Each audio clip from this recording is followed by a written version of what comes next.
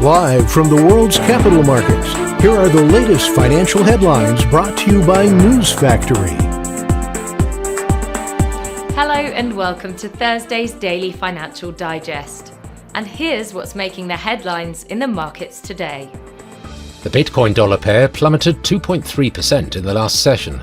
The CCI is giving a negative signal. The euro-dollar pair traded sideways in the last session. The ROC is giving a negative signal. The pound-dollar pair saw a minor rise of 0.1% in the last session.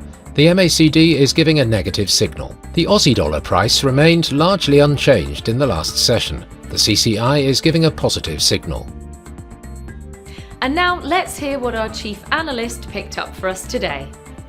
Boeing named aerospace industry veteran Kelly Ortberg as its CEO to turn around the struggling plane maker after a quarter where it lost more than $1 billion. Ortberg will start on August the 8th with the monumental task of rebuilding trust with regulators, the industry and the public during a quality crisis. Eurozone inflation unexpectedly edged up in July, although a widely watched gauge of price growth in the services sector eased. Wednesday's figures did not seem to derail market expectations for an interest rate cut by the European Central Bank in September. Tether, manager of the dollar-pegged USDT stablecoin, reported record-breaking profits of $5.2 billion in the first half of 2024 and a larger-than-ever stockpile of United States government bonds. Tether's US Treasury portfolio is now worth approximately $97.6 billion.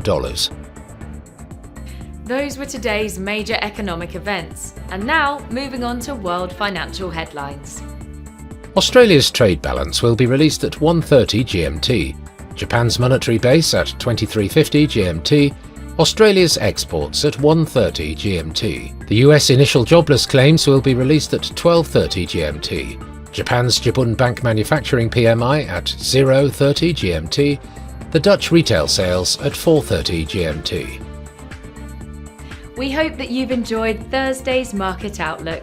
On behalf of all of us here, we wish you a productive trading day. Be sure to join us tomorrow morning for the latest news and events from the financial markets.